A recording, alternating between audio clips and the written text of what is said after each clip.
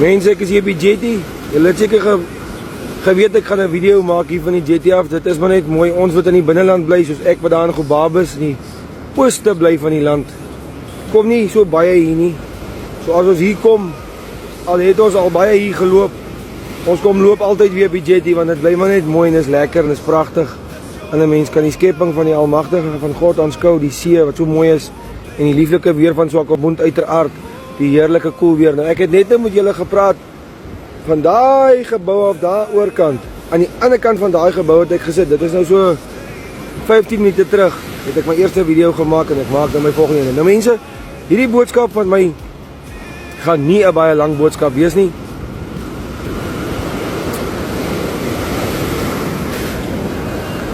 Die onderwerp van hierdie boodskap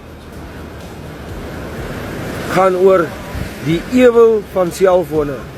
Ek het vanoggend opgestaan baie vroeg. Dit was pikdonker. Ek bly daar in die middedorp by mense van wat vir ons 'n verskriklike lieflike woonstel gegee het op die 3de vloer, die heel boonste vloer. Ek wil amper sê 'n penthouse. Dis 'n wonderlike pragtige plek wat hulle vir ons gegee het. Ons het basies eintlik vir die dag gebly vir hierdie week wat ons hier was vir die NAP so sportnaweek. En ek is vroeg daar af met die huisbak. Lekker koel weer hier in die strate van Swakopmund kom loop in die see om hierdie video's te maak. Want die Heilige Gees hou my wakker. Aan die einde van tyd het aangebreek en mense besef dit nie. Net soos in die dae van Noag, die Bybel sê net soos in die dae van Noag sal die mense, ek het die mooi ligte hierso. Net soos in die dae van Noag sal die mense drink en eet en trou tot die vloed kom, of tot die vloed gekom het en almal meegesleer het.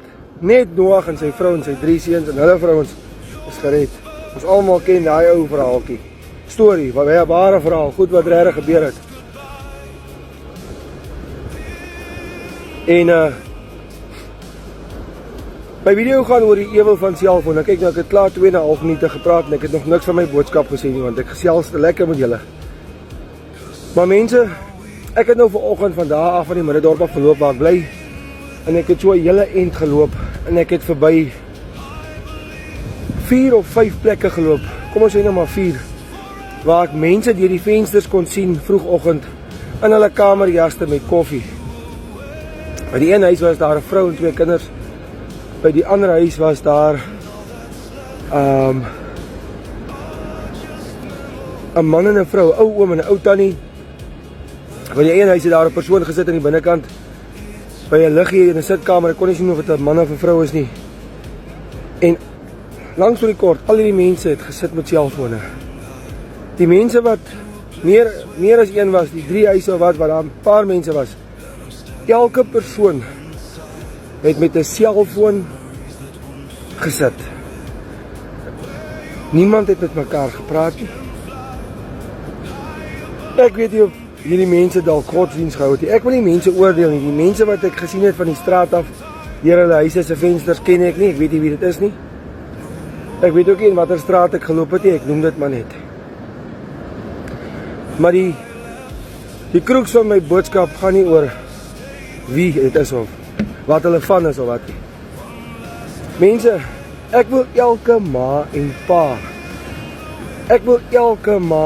vandag uitdaag om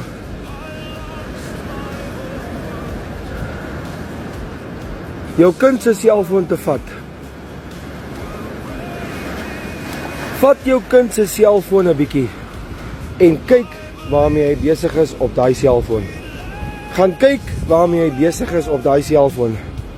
En ek waarborg jou, ek garandeer jou, jy gaan in jou siel geskok wees.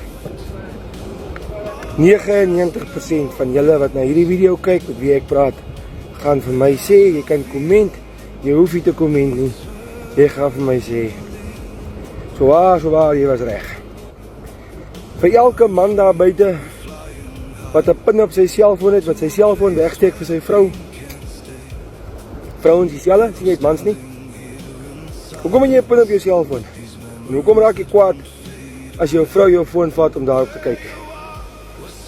Ek is self baie skuldig daaraan gewees. Hoekom? Want ek was met stront besig op my selfoon. Ek was met nonsens besig, met strooi besig op my selfoon. Dis die rede hoekom ek kwaad geraak het as my vrou my foon vat. En dan sy nie my foon gevat omdat sy regtig op die goed wou kyk wat daar aangaan nie. Sy wil miskien maar net gou iemand bel, sy het nie krediet gehad nie of wat ook al. So, weer eens, gaan kyk na die ou in die spieël, gaan kyk na die vrou of die dame in die spieël, en vra jouself, hoekom, en wie en waarom, wat, wie is die persoon aan die ander kant in die spieël? Is dit regtig die persoon wat ek vir die mense is? Is dit regtig die persoon wat jy deur 'n ring kan trek by die kantoor? Met die goue kettinge om die nek en die ringe aan die vinger? In die snyerspakkies, Noak skoene, of die ou met die stywe jeans en die lang mooi hemde en die wat nie wat. Maak my nie saak, ek wil nie ingaan op mense se klere drag nie. Het gaan oor wie ons is vir die mense en wie ons is vir waar ons alleen is. En ek wil nou 'n bietjie weer van my boodskap af. Ek gaan nou 'n bietjie meer na my vorige boodskap toe. Ek is nou hier op die punt van die jet. Jy kyk net hoe mooi is dit, maar julle almal was al hier. Is almal mooi. Selfone is 'n ewel.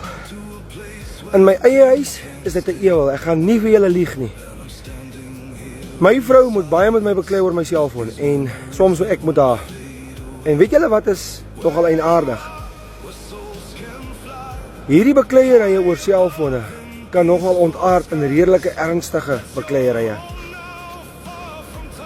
Mense raak baie lelik met mekaar. Want dis my selfoon en dis my privaatheid en gun jy my nie 'n bietjie privaatheid nie. Gun jy my nie 'n bietjie alleen tyd om 'n bietjie op my selfoon ook 'n bietjie. Ek is besig met geestelike video's op my selfoon. Jy met jou vrou vat, op jou knieë gaan by die bed en saam met haar bid. En dit moet jy doen, nie 1 of 2 of 3 keer 'n dag nie. Jy moet dit baie doen. So baie as wat die tyd jou toelaat. As die tyd jou dit nie toelaat nie, dan moet jy meneer, jy wat die hoof van die huis is, jy moet die tyd uitkoop. Jy moet die tyd uitkoop. Weet jy hoekom sê ek so? Want die Bybel sê so. Weet jy hoekom sê die Bybel so? Want ons lewe in die laaste dae en die tyd is bitter, bitter min. Jy weet nie, ons almal gaan eendag voor die regterstoel van God staan. Die Bybel sê nie so nie, maar ek glo, baie van ons gaan arrogant genoeg wees om met God te redeneer, oor hoekom moet ons hel toe gaan? Oor 1 of 2 foutjies wat ek gemaak het, ek het duisende rande gegee, ek het mense gehelp in nood, ek het my eie gesin verwaarloos om mense te help. Dis miskien die rede hoekom jy hel toe wil gaan. Daar's 'n Engelse spreekwoord wat sê charity begins at home. My ma het altyd gesê, jy moet eers jou eie stoep skoon vee voor jy wil nonsens praat oor ander mense se voorstoepe wat vuil is. Vee eers voor jou eie deur. Maak seker dis netjies en skoon en aan die kant daar. Menende, maak seker jy en jou gesin, jy en jou vrou, jou kinders is op die regte pad. Julle dien God in alle erns. Mense, ek is nie volmaak nie. Hier's mense wat na hierdie video's kyk wat my kinders ken en wat my ken. My eie vrou gaan na hierdie video kyk en dalk 'n baie snaakse smile op haar gesig kry. Bloot eenvoudig omdat ek nie perfek is nie. Ek maak baie foute. Ek het hierdie naweek weer foute gemaak en my meer verloor. En ek voel verskriklik sleg daaroor en ek voel skuldig daaroor, maar die duiwel laat gebeur goed in ons lewens wat ons minderwaardig wil laat voel. Het een van die eerste goed wat ek vanoggend toe ek opstaan, toe ek daar by die woonstel uitgaan en ek gaan af in die huisbak en ek weet waaroor ek wil praat en ek weet wat die Heilige Gees my gesê het of in my hart nie vir my gesê het nie, ek lieg. In my hart het ek hierdie stemmetjie, hierdie onhoorbare stemmetjie gehad wat my gesê het, sê iets hieroor en dit is iets waarmee jy sukkel, is iets waaroor jy kan getuig. Is die duiwel eerste op die bandwagon gewees wat vir my gesê het, jy wil nou vir mense gaan staan en preek, maar jy het nou dit hierdie naweek gedoen. Hy remind my aan my sonde en die verkeerde dinge wat ek gedoen het, en hy vergeet dat hy op pad hel toe is, hy kan nie meer gered word nie. Dit is hoekom die duiwel doen wat hy doen. Dis hoekom so baie mense geweer teen hulle koppe sit, die sneller trek, hulle self ophang, want die duiwel lieg vir hulle, en die sad part is, hulle glo die duiwel. Hulle glo elke woord wat hy sê. Mense, kyk hoe stil is hierdie see. Hier by die jetty. Kyk hier so. Vlieg hierdie voëlsie. Dis doodse stilte. Die see is plat.